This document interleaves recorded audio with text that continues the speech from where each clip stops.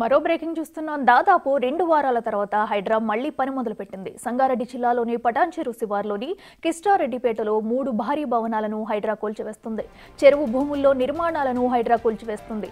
Greater వ్యాప్తంగా ఆక్రమణలకు గురైన చెరువులు, కుంటలను కాపాడే దిశగా హైడ్రా దూసుకుపోతుంది.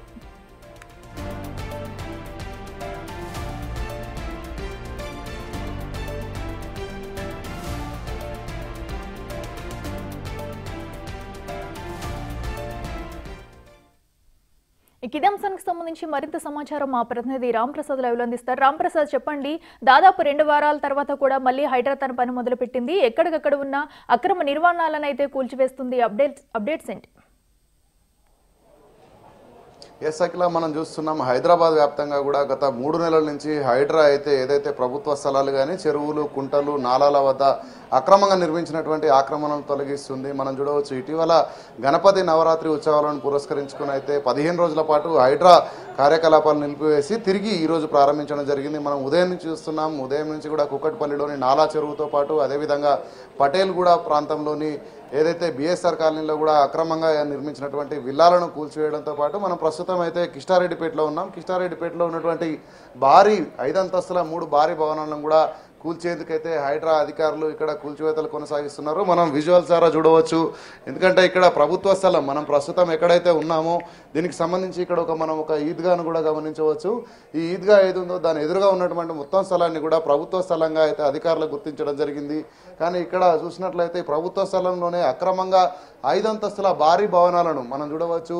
5 అంతస్తుల భారీ 3 భవనాలను కూడా ఇక్కడ మనం చూసినట్లయితే విజువల్స్ ద్వారా ఈ భవనంతో పాటు దీని వెనుక ఉన్నటువంటి భవనం, అంతేకాకుండా ఈ పక్కన నిర్మాణంలో ఉన్నటువంటి ఈ భవనం, 3 భవనాలను కూడా అధికారులు కూల్చివేసేందుకైతే ఇక్కడ హైడ్రా అధికారులు సంబంధించినటువంటి ఒక భారీ క్రేన్ను మనం చూడవచ్చు. ఇక్కడ భారీ క్రేన్ను కూడా ఏర్పాటు చేయడం జరిగింది. భారీ క్రేన్ ఆధారంగా అయితే కూల్చివేతలు కొనసాగిస్తున్నారు. దీనికి స్వల్ప విరామం ప్రకటించినప్పటికీ కూడా మధ్యాహ్నం వరకు కూడా 3 భారీ భవనాలను అయితే నేలమట్టం చేసేందుకు అధికారులు ఇక్కడ చర్యలు కొనసాగిస్తున్నారు. మనం గమనించవచ్చు, ఏదైతే మనకు అక్కడ వెనక కనిపిస్తున్నటువంటి బిల్డింగ్ ఏదైతే ఉందో అదే విధంగా ఉన్నటువంటి ఈ బిల్డింగ్ను కూడా మొత్తం ఇప్పటికే 3 అంతస్తుల మేర కూడా కూల్చివేసినటువంటి దృశ్యాలను అయితే మనం చూడవచ్చు.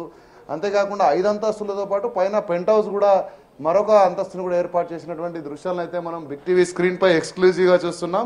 హైదరాబాద్ వ్యాప్తంగా కూడా గత కొద్ది రోజులుగా బ్రేక్ ఏదైతే అటు లక్ష్మీ శ్రీనివాస విలాస్ మల్లంపేట కానీ అటు మాదాపూర్లో సున్నం చెరువు వద్ద ఏదైతే కూల్చివేతలు కొనసాగించిందో అనంతరం సుదీర్ఘమైనటువంటి బ్రేక్ తర్వాత అయితే ఇటు హైడ్రా తిరిగి కూల్చివేతలు ప్రారంభించింది. ఈ కూల్చివేతలు ఏకకాలంలోనే ఒకే రోజు 3 ప్రాంతాల్లో కూడా హైడ్రా ఈరోజు కూల్చివేతలు కొనసాగిస్తున్నటువంటి దృశ్యాలను అయితే మనం చూస్తున్నాం. ఇప్పటికే హైదరాబాద్ వ్యాప్తంగా చాలా కూల్చివేతలు చేసినటువంటి హైడ్రా ఈరోజు ఒకరి రోజులో మనం చూస్తున్నాం. పటేల్గూడలో కనుక గమనిస్తే సుమారు 18 వరకు కూడా విల్లాలు కూల్చివేసేందుకైతే అధికారులు ఇప్పటికే ఏదైతే సంబంధిత రెవెన్యూ అధికారులు మనం గమనిస్తే ఇటు పటేల్గూడలో కానీ ఇటు కిస్టారెడ్డిపేటలో కానీ 2 ప్రాంతాల్లో కానీ గమనిస్తే రెవెన్యూ ల్యాండ్స్ ఏదైతే ప్రభుత్వానికి సంబంధించినటువంటి భూముల్లో అక్రమంగా నిర్మించారంటూ కూడా గుర్తించినటువంటి అధికారులు అయితే రెవెన్యూ శాఖ అధికారులు ఇటు హైడ్రాకు తెలపడంతో హైడ్రా అధికారులు కూల్చివేతలు కొనసాగిస్తున్నటువంటి దృశ్యాలను అయితే మనం చూస్తున్నాం.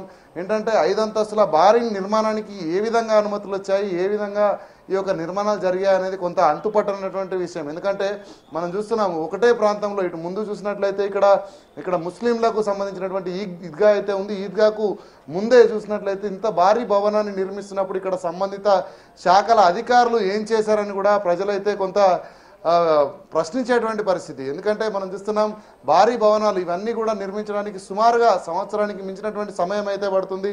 దీనికి సంబంధించి అయితే ఇక్కడ కూల్చివేతలు కొనసాగిస్తున్నటువంటి క్రమంలో ఎక్కడ కూడా ఇబ్బందులు తలెత్తకుండా పోలీసులు కూడా భారీ భద్రత నడుమ అయితే ఇటు హైడ్రా అధికారులు కూడా ఇక్కడ భారీ భద్రతను ఏర్పాటు చేసి అయితే ఈ యొక్క అక్రమ నిర్మాణాలను కూల్చివేస్తున్నటువంటి దృశ్యాలను చూస్తున్నాం. సుమారు ఇక్కడ ఉన్నటువంటి 164 సర్వే నెంబర్లో ఉన్నటువంటి యొక్క ప్రభుత్వ స్థలంగా గుర్తించిన అనంతరం అయితే ఇక్కడ కూల్చివేతలకు సంబంధించి మనం చూస్తున్నాం.